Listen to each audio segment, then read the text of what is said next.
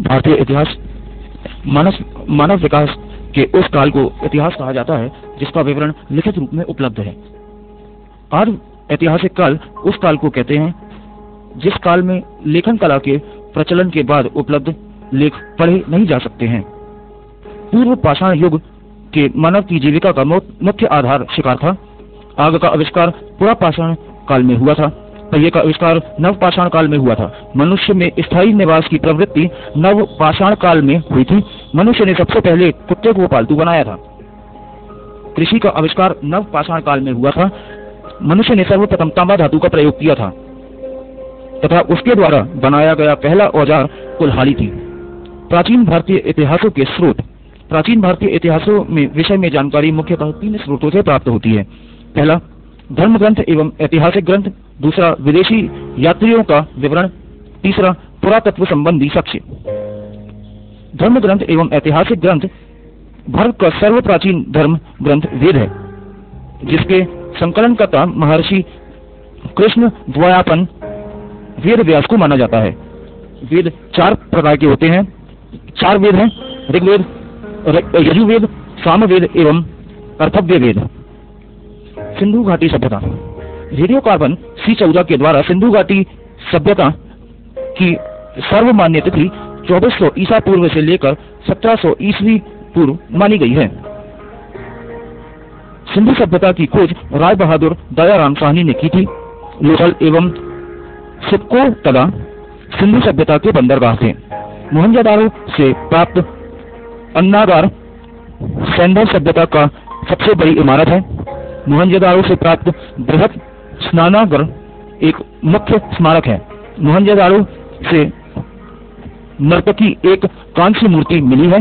हड़प्पा की मोहरों पर सबसे अधिक एक सिंधी पशु का अंकन मिलता है। सिंधु सभ्यता की लिपि भाव चित्रात्मक है। सिंधु सभ्यता की लिपि भाव चित्रात्मक है। सिंधु सभ्यता के लोगों ने नगरों तथा घरों के विन्यास के लिए ग्रीड पद्धति अपनाई थी। सिंधु सभ्यता में मुख्य फसल गेहूं और जौ थी। सुकर, कोटदा, कालीबंगन एवं लोथल से सर्वकालीन घोड़े के अस्थि पंजर मिले हैं। तौल की इकाई 16 के अनुपात में रखी गई थी। वृक्ष पूजा एवं शिव पूजा के प्रचलन के साक्ष्य भी सिंधु सभ्यता से मिलते हैं।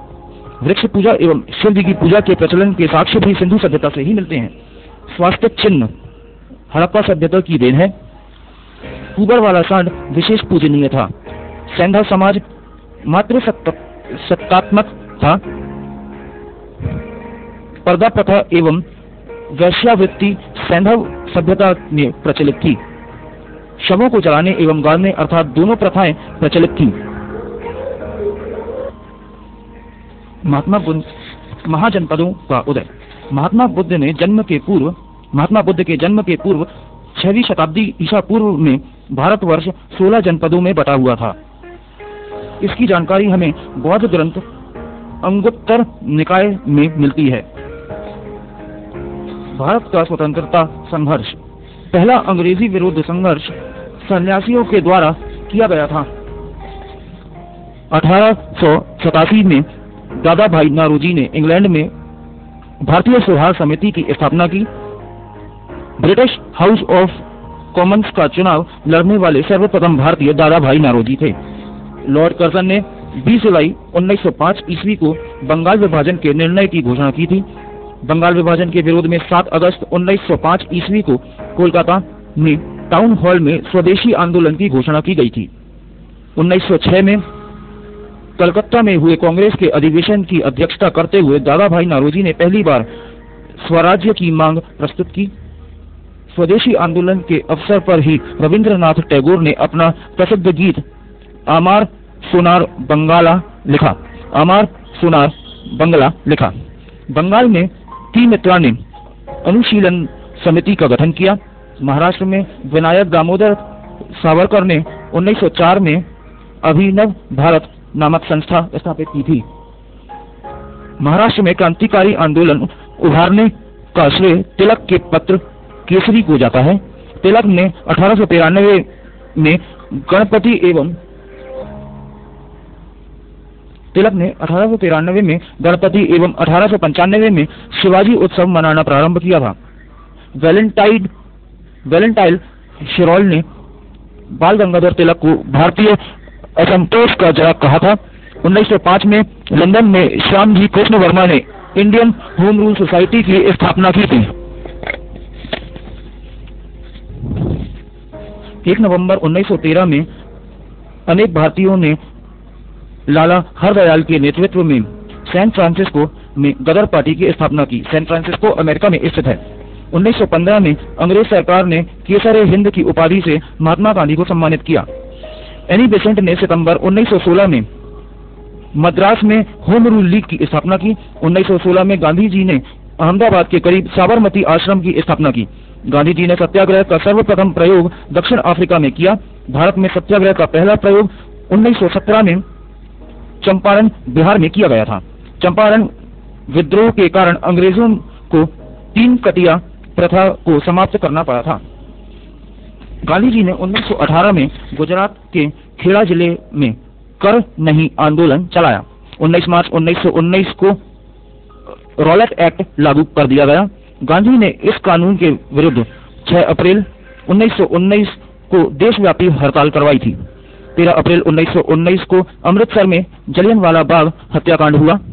जलियांवाला बाग हत्याकांड के विरोध में महात्मा गांधी ने केसर हिंद की उपाधि, जमनालाल बजाज ने राय बहादुर की उपाधि एवं रविंद्रनाथ टैगोर ने सर की उपाधि वापस लौटा दी थी। रॉलेट एक्ट, जलियांवाला बाग कांड और खिलाफत आंदोलन के उत्तर में गांधी जी ने 1 अगस्त 1920 को असहयोग आंदोलन प्रारंभ कर दिया था। मोहम्मद अली को सर्वप्रथम असहयोग आंदोलन में गिरफ्तार किया गया था। 5 फरवरी 1922 को गोरखपुर जिले के चौरी चौरा नामक स्थान पर असहयोग आंदोलनकारियों ने क्रोध में आकर थाने में आग लगा दी थी, जिससे 1 थानेदार एवं 21 सिपाहियों की मृत्यु हो गई थी। इस घटना से दुखित होकर गांधी जी ने 11 फरवरी 1922 को असहयोग आंदोलन स्थगित कर दिया था। शचीन्द्र सान्याल ने 1924 में हिंदुस्तान रिपब्लिकन एसोसिएशन की स्थापना की।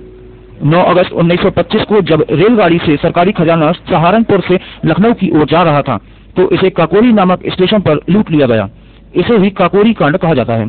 साइमन कमीशन 3 फरवरी 1928 को भारत आया। इसे व्हाइट मैन कमीशन भी कहते हैं। 30 अक्टूबर 1928 को लाहौर में साइमन आयोग के विरुद्ध प्रदर्शन करते समय पुलिस की लाठी से लाला लाजपत राय घायल हो गए और बाद में उनकी मृत्यु हो गई थी। पब्लिक सेफ्टी बिल पास होने के विरोध में 8 अप्रैल 1929 को बटुकेश्वर दत्त एवं भगत सिंह ने दिल्ली में सेंट्रल लेजिस्लेटिव असेंबली में खाली बेंचों पर बम फेंके थे।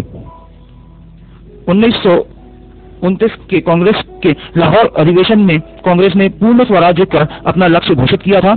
इस अधिवेशन में 26 जनवरी 1930 को प्रथम स्वाधीनता दिवस के रूप में मनाने का निश्चय किया गया था। इसी के कारण प्रत्येक वर्ष 26 जनवरी को स्वतंत्रता दिवस के रूप में मनाए जाने की परंपरा शुरू हो गई थी। 12 मार्च 1930 को गांधी जी ने अपने 79 समर्थकों के साथ साबरमती स्थल अपने आश्रम से लगभग 322 किलोमीटर दूर दांडी के लिए प्रस्थान किया। लगभग 24 दिन बाद 6 अप्रैल 1930 को दांडी पहुंचकर गांधी जी ने नमक कानून तोड़ा। सुभाष चंद्र बोस ने गांधी जी के नामक सत्याग्रह की तुलना नेपोलियन के एल्बा से पेरिस यात्रा से की। 8 मार्च 1931 को गांधी इरविन पैक्ट हुआ। इसके बाद गांधी जी ने सविनय अवज्ञा आंदोलन स्थगित कर दिया। तीनों गोलमेज सम्मेलन के समय इंग्लैंड का प्रधानमंत्री जेम्स रैमजे मैकडोनल्ड था। 23 मार्च 1931 को सुखदेव, भगत सिंह और राजगुरु को फांसी पर लटका दिया गया। मई 1934 में कांग्रेस सोशलिस्ट पार्टी की स्थापना की गई। 13 मार्च 1940 को लंदन में पंजाब के सुनाम नामक स्थान से सरदार उधम सिंह ने पंजाब के भूतपूर्व लेफ्टिनेंट गवर्नर डायर की गोली मारकर हत्या कर दी थी। 24 मार्च 1940 को मुस्लिम लीग के लाहौर अधिवेशन में अध्यक्षता करते हुए मोहम्मद अली जिन्ना ने भारत से अलग मुस्लिम राष्ट्र पाकिस्तान की मांग की। वर्धा 1942 में कांग्रेस ने अंग्रेजों भारत छोड़ो प्रस्ताव पारित किया। भारत छोड़ो आंदोलन की शुरुआत 9 अगस्त 1942 में की गई। इसी आंदोलन में गांधी जी ने करो या मरो का नारा दिया। आजाद हिंद फौज का सफलतापूर्वक स्थापना का श्रेय रास बिहारी बोस को दिया जाता है। टोक्यो जाते हुए फार्मोसा द्वीप के बाद अचानक हवाई जहाज में आग लग जाने से सुभाष चंद्र बोस 18 अगस्त 1945 को मारे गए, परंतु इस घटना को अभी तक प्रमाणित नहीं माना जा रहा है। कैबिनेट मिशन योजना को मुस्लिम लीग ने 6 जून 1946 को और कांग्रेस ने 25 जून 1946 को स्वीकार कर लिया था। मुस्लिम लीग ने 16 अगस्त 1946 को सीधी कार्रवाई दिवस मनाया। 27 मार्च 1947 को मुस्लिम लीग ने पाकिस्तान दिवस के रूप में मनाया। जवाहरलाल नेहरू के नेतृत्व में अंतरिम सरकार का गठन 2 दिसंबर 1946 को किया गया। स्वतंत्रता प्राप्ति के समय कांग्रेस के अध्यक्ष जे.बी. कृपलानी एवं ब्रिटेन के प्रधानमंत्री क्लीमेंट एटली लेबर पार्टी के थे। महात्मा गांधी द्वारा स्थापित हरिजन सेवक संघ के संस्थापक अध्यक्ष घनश्याम दास बिरला थे। कांग्रेस का प्रथम ब्रिटिश अध्यक्ष जॉर्ज यूल थे। अखिल भारतीय किसान सभा की स्थापना लखनऊ में हुई। सबसे कम उम्र में फांसी की सजा पाने वाले क्रांतिकारी खुदीराम बोस था। इनकलाब जिंदाबाद का नारा भगत सिंह ने दिया। शहीद आजम के नाम से भगत सिंह को जाना जाता है।